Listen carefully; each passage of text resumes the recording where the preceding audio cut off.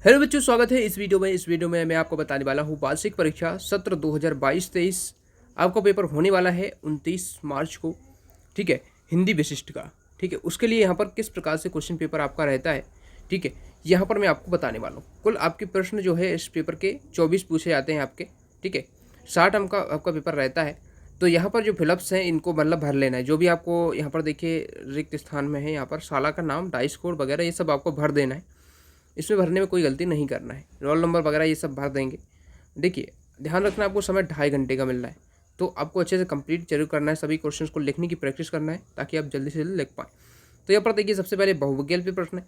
1 से लेकर 10 तक के रहेंगे। ठीक है, ये आप 1 से लेकर 10 तक के रहेंगे। दी गई सूचना के आधार पर प्रश्नों के उत्तर सही विकल्प पर गोल घेरा बनाइए और लिखिए। कोई सूचना आपको दी जा सकती है, जैसे कि इसमें सूचना दी गई है यात्रा कार्यक्रम की सूचना। ठीक है, तो यहाँ पर दिनांक दिया गया है यात्रा का, यहाँ पर स्थान दिया गया है।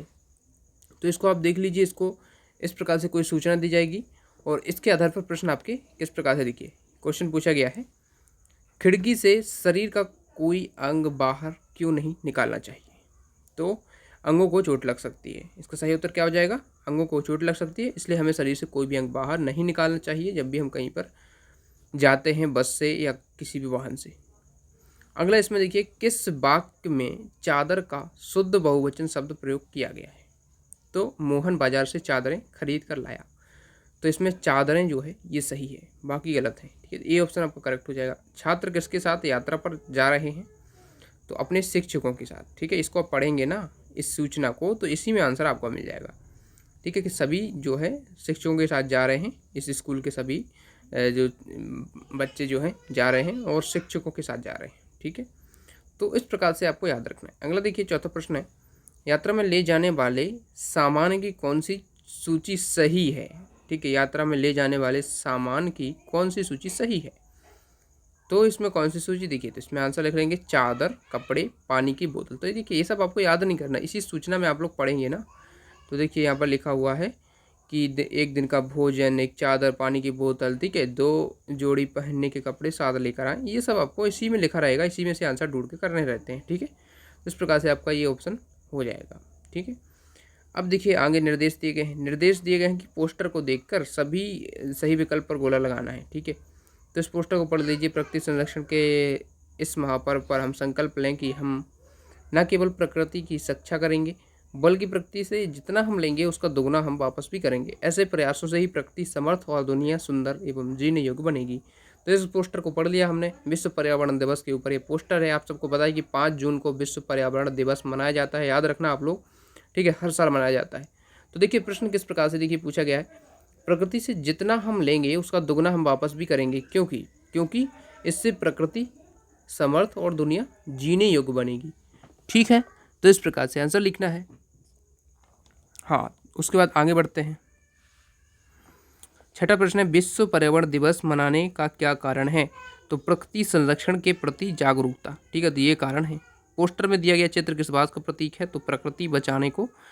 ठीक है, अगला विश्व पर्यावरण दिवस मनाते हैं केवल जिले में, पूरे विश्व में? तो पूरे विश्व में मनाया जाता है। ठीक है, विश्व का मतलब पूरे विश्व में मनाया जाता है, पूरे विश्व में। ठीक है, आगे प्रश्न देखिए, रहीमन पानी राखिए, बिन पानी सब सून, पानी गए न उगरे, मोती मानुष चून।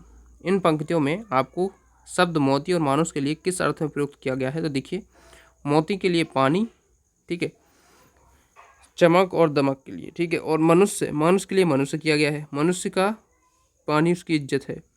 तो इस प्रकार से कर सकते हैं। अगला देखिए, किस छंद से ये पंक्ति हैं? छंद का नाम, उसकी विशेषता। तो ये जो पंक्ति हैं दोहा छंद की हैं। आप सबको बताया कि दोहा जो छंद होता है अर्ध सम मात्रिक छंद होता है।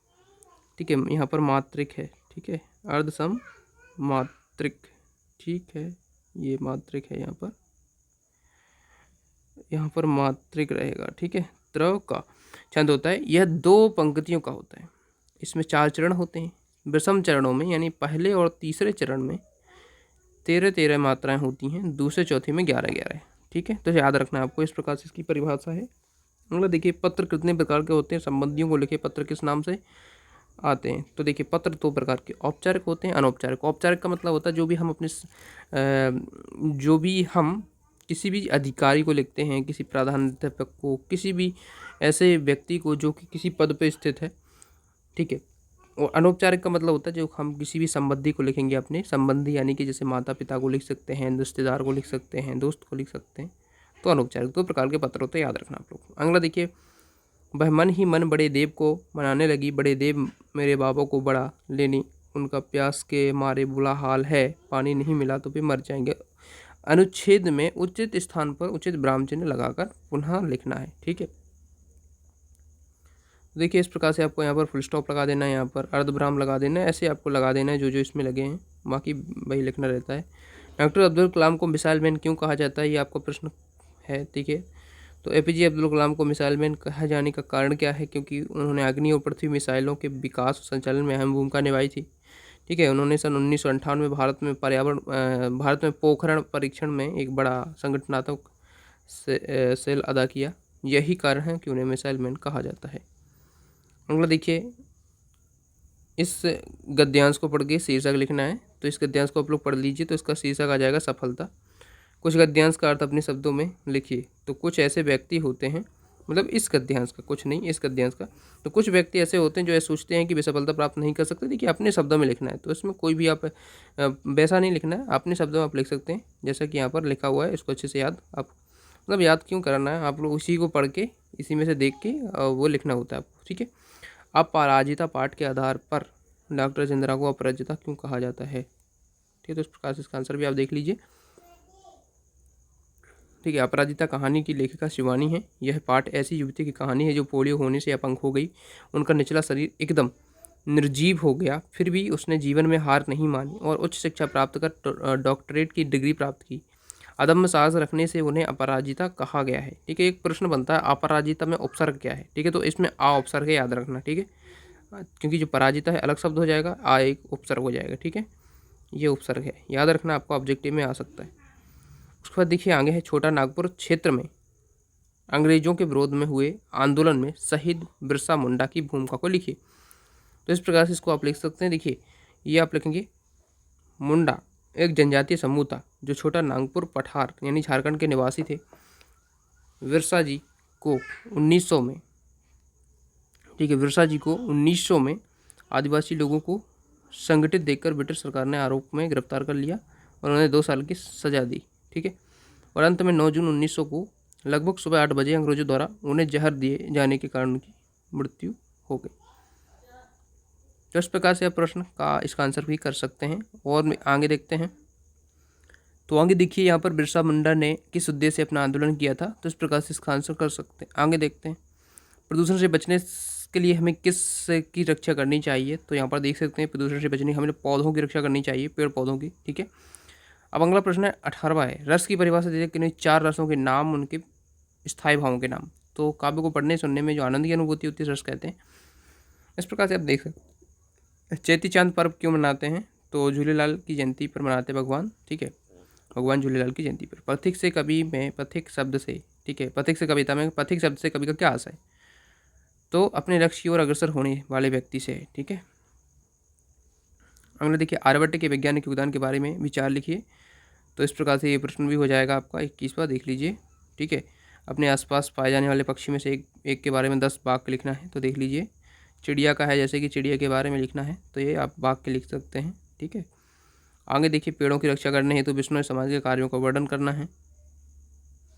और उसके बाद देखिए आगे, अवकाश हेतु प्रार्थना पत्र, ठीक है, तो ये जरूर कर लेना। आपका आवेदन पत्र आता है अवकाश हेतु क्या, या फिर कोई पत्र, ठीक है, आ सकता है, तो उसको भी देख लेना। तो ये अवकाश हेतु प्रार्थना पत्र आपका हो जाएगा, इस प्रकार से आपको लिखना रहता है, ठीक है। कक्षा 8 भी हो जाएगा आपका, ठीक है। और नाम आपको कोई नहीं दिया जाता तो अपना लिख सकते हैं, वैसे लिखने की जरूरत नहीं है, कोई भी लिख सकते हैं, आबासा भी लिख सकते हैं, ठीक है। तो इस प्रकार से आप देख के जाइए, इसको पूरे प्रश्नों को कंप्लीट करके जाइए। चलिए मिलते हैं नेक्स्ट वीडियो में, सब्सक्राइब जरूर करना, ठीक है।